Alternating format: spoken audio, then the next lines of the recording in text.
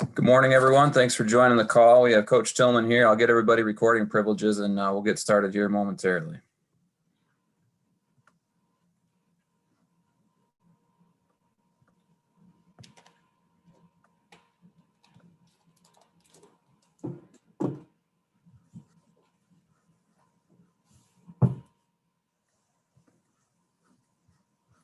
Okay, I think we're all set. If not, just shoot me a note in the chat. But very excited to introduce Coach Tillman, our new cornerbacks coach. Coach was here last year, but obviously with everything going on, we didn't have a chance to meet with him. And I wanted you to have an opportunity to meet Coach today, ask him some questions, get to know him a little bit as he starts as cornerbacks coach. So we'll do the usual drill. We'll have questions in the chat, and we'll get started from there. First question will go to Lindsey Huddleston. Lindsey? Coach Tillman, congratulations on a new role. I guess if you want to try to get to know somebody, you can look at their social media. On Kobe Bryant's anniversary of his untimely death, you posted a Mamba Forever. So that's giving me some insight into that Mamba mentality. So how does that play into your approach? How do you take from your NFL experience, your college football playoff experience? So how does all that come together with the approach you're going to take in this new role? Pretty much, man, for me, man, it's all about preparation for those guys. Always being prepared. Because if you're prepared, you're ready for anything. You know what I mean? You can have two good players. If one's prepared, the other one's not. You know, the one that's prepared is going to come out on top. So I try to stress that. Also with that as well as technique and fundamentals. Constantly teaching technique. Constantly. The more you learn that technique, the better you're going to be on Saturdays. And that, again, goes back to good versus good. If you got two good players, they kind of cancel out. So once that technique takes over, you're going to win that battle. Sure. And a real quick follow-up. From your time playing at the highest level to now, what is it like coaching this athlete, the 2021 type athlete? The similarities, the differences, what do you find with that? It's probably a couple of differences just because there's so much more in the world now as far as distractions. There wasn't all this social media when I played and all that. So you have to kind of capture their minds once they get into the building and try to hold that. And hopefully, while they're here, they're picking up everything that you're teaching them, So that's pretty much the biggest difference. But they're all hungry just like we were, you know what I mean? It's just the whole distraction pieces makes it a little tougher for those guys in 21. Right. I appreciate that. Thank you. Yep. Next question is from Stephen Brooks with 24/7 Sports. Hey, Travares, nice to meet you. You as well. As much as this is meeting you. Excuse me, I'm curious about your role last year and really what that entailed and how much did that allow you to get to know these guys that you're now going to be coaching? Maybe get to know Harlon Barnett. Just curious, when you're not one of those 10 on-field guys, what sort of your duties were, and again, just how much you're able to get to know these guys that you're now in charge of. I knew I had a good chance to meet the guys. I was always around them, Coach, I was in Coach Barnett's meetings all the time. So I heard him teach, and I was in there learning the defense as he was teaching, like I was one of the guys. So but obviously I couldn't coach last year on or off the field. So it was good just to sit in and actually become a player myself. You know what I mean? But as far as the things that I did last year, I was pretty much breaking down pass game for opponents, and I would have my input in game planning as well. But that was basically it. Gotcha. I also wanted to ask you, in your bio on the website, it mentions that you helped the Georgia DBs once Coach Tucker had sort of moved on to Colorado. Was that a situation where like you were just the guy at that point and it was just up to you versus where you were pitching in before? And just how much was that experience sort of important, to your growth as a coach? It was great. Coach Tucker is my mentor. When I took the job at Georgia, he was the defensive coordinator there, and I was his grad assistant. So in doing that, he would like he wants to do now. All the DBs were in the room together, corners and safeties. But once we got on the practice field, he took the corners and I took the safety. So it was kind of like a natural transition. I'd already been coaching those guys anyway, so it was pretty seamless, to tell you the truth. Thank you. Our next question is from Chris Solari with the Detroit Free Press. Travares. How much have you gotten to work with Harlon in the past year? And I guess, how do you guys envision that system working? I mean, do you feel like it's going to work like you and Mel had previously done in terms of splitting it that way? Or I guess kind of give us maybe a little bit of glimpse into how the inner workings of that room changes now. I mean, Coach Barnett, he's the secondary coach, and I'm the corners coach. I mean, he'll do the bulk of the install, as you would say, and I'll have my guys near me, and if I have certain points, during that meeting to make, I'll make them aloud, or I'll just pretty much direct any of my comments to the corners. So I mean, it's going to be smooth. Like I said, I was in Coach Barnett's room with him all year. He's a great coach. He's a great teacher. I learned a lot of, I've put some of the tools that he uses into my tool belt. So I'm grateful for continuing that relationship with Coach Barnett, and I think everything's going to work out fine. I think we're going to have a pretty good back end this year. Can you give us a little maybe thumbnail sketch of what you see right now? Obviously, Shakur's gone. I mean, from the rest of the personnel group that you guys have, particularly with Angelo Gross, I mean, he's a guy that kind of could float maybe in that nickelback or wherever you might need him. I guess kind of just break down the personnel grouping that you got. Well, it's kind of early in that whole process, so it's kind of hard to kind of talk on that right now. We're still moving people around, shuffling the pieces around. But Angelo Gross, it was great that he got all that playing time last year, man. He's going to come back. I think he's going to have a phenomenal year next year.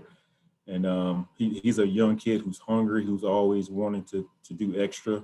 So, I mean, I'm excited to see what he does next year. But as far as like what the dynamic is going to be in the back end and who's going to be where, we haven't really gotten there yet. We'll know more of that in the spring.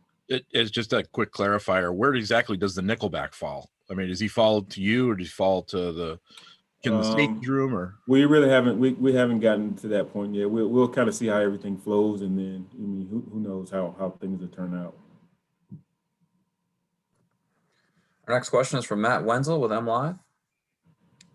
Hey, Travares. Obviously, you got the experience as a player, college, NFL. How much do you think that helps with, getting kids to buy in with what, you're coaching, and just them, and also in recruiting and right. Having been there and done that and be able to, I guess, sell results is a way. It helps immensely. I mean, that's like I've been where they're trying to go. You know what I mean? So they kind of their ears tend to perk up when I'm talking, because they know I've been through the struggle that they're going through right now. I've been through, which they don't do 2-a-days, but I've been through 2-a-days, and all that hard work and all the meetings, late meetings. I've done all that. I've sweated. I've bled. I've done everything they've done. So, and I tell them right off the bat, I mean, I got really no sympathy for you, because I've done what you're doing, and they kind of respect that, and they look to me for guidance, and I'm there for them. They're there to give it to them. Thanks, Travares. Yep.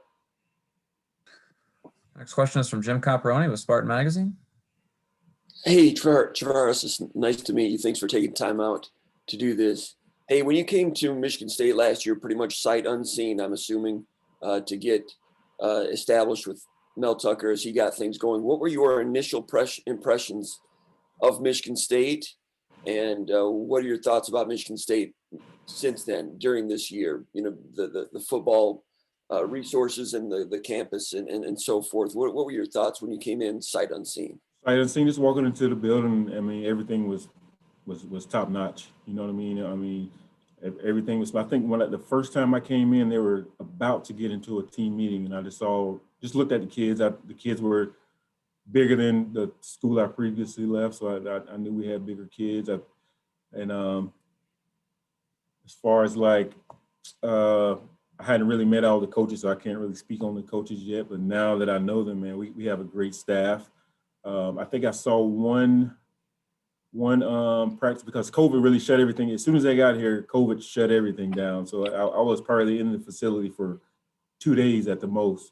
But they had some workouts out in the indoor, man. I just saw how the kids work. They seemed like they were all dialed in. It was like they were where their feet were, if you can understand what I'm saying. So I like the hungriness of this team, and I think this team is going to be really good. How excited are you to get working with this group of corners now in a non-field role, expanded role? What does it feel like to you? I'm excited, man. I was itching to get back on the field.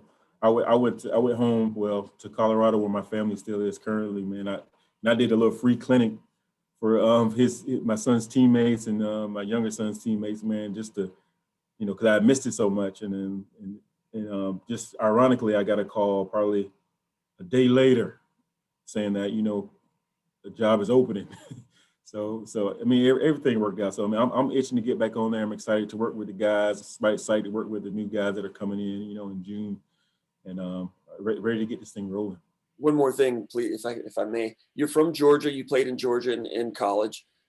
Now you're recruiting to Michigan all across the country is the way the recruiting is set up. It's my understanding. When you do recruit somebody from the Sun Belt region or from Georgia, what are some of the challenges, and what do you tell those recruits about coming a long way from home to a different climate and so forth?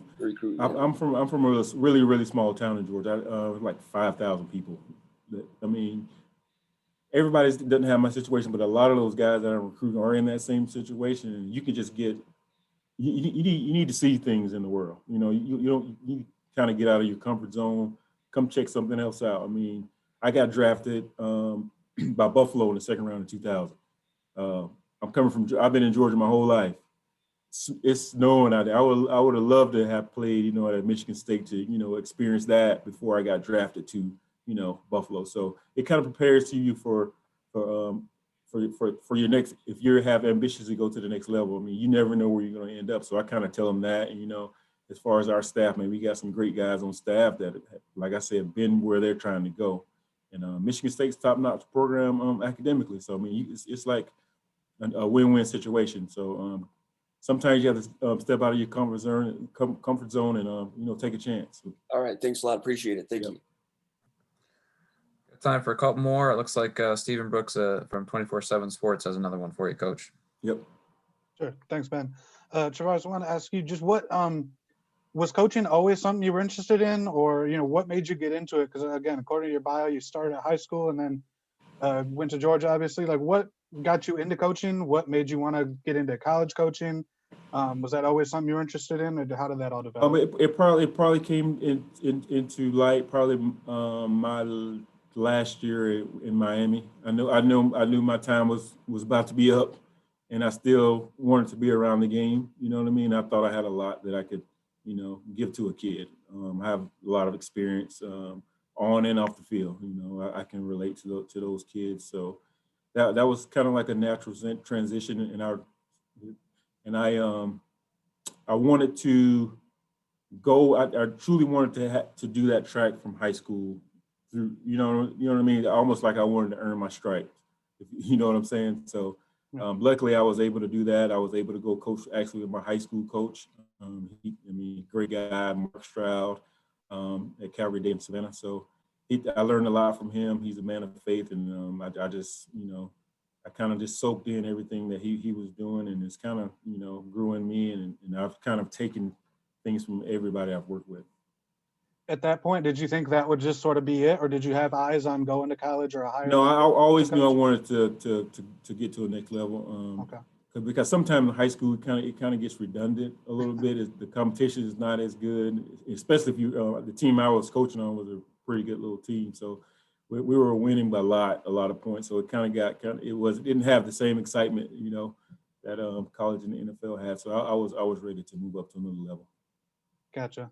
And then just one more thing, if I could, really quick. You mentioned getting a call about the spot being open. Is that a situation where Mel just says you want it or not, or did you go through a formal or semi-formal interview process? I went through a formal interview process. I mean, because Coach Hazelton has, it's not just Coach Tucker. Coach Hazelton, he's the defensive coordinator. He needs to know too. So I went through the normal channels of interviewing. I mean, I got to show him, how I teach and, my coach philosophy and all that stuff. So it was great, and I'm glad I did it. I mean, because I think now he knows he has the right guy on staff with him. Got it. Thank you. Looks like we have one more question for you, Coach, from Chris Solari, the Detroit Free Press. Chris? Yeah, when you mentioned about being when your time in Miami, you played with Ronaldo Hill there, correct? Correct. Yep. How much have you talked with Ronaldo? I mean, this is obviously a spot that, before he made his ascent. I mean, this is a spot that he had an eye on at one point. I guess, what have you guys talked about with getting that job and what to kind of expect from just the Michigan State community? I mean, we really it hadn't been like long conversations. It's been more text. I mean, as soon as he found out I had the job, he sent me a text. I mean, because we always talk. I always talk ball with him. You know what I mean? So he congratulated me. I'm sure we'll talk more about the whole Michigan State traditions and all that. But really, right now we've just been talking ball. And he's in the NFL, so he's got questions about people I've coached in the past. Just trying to get a bead as far as their NFL selection, draft selections, and all that. But Ronaldo is a great dude. We had a great time in Miami together, and it was great playing alongside him. And I know anytime I have any kind of questions about Michigan State, I know exactly who to turn to, and to get any kind of information. Sounds good. Well, Coach, we really appreciate your time. We know you're busy, but I wanted to get you in front of everybody, of the people that would be covering you, and hopefully we can see you in person soon at practice. But really appreciate your time today. Sounds good. I appreciate you guys. Thank you. Thank you. Have a good day. You too. Thanks. Thanks, you too. Take it Take easy. care, everyone. Good to see you. Thanks for doing this. Thanks, man. Yep.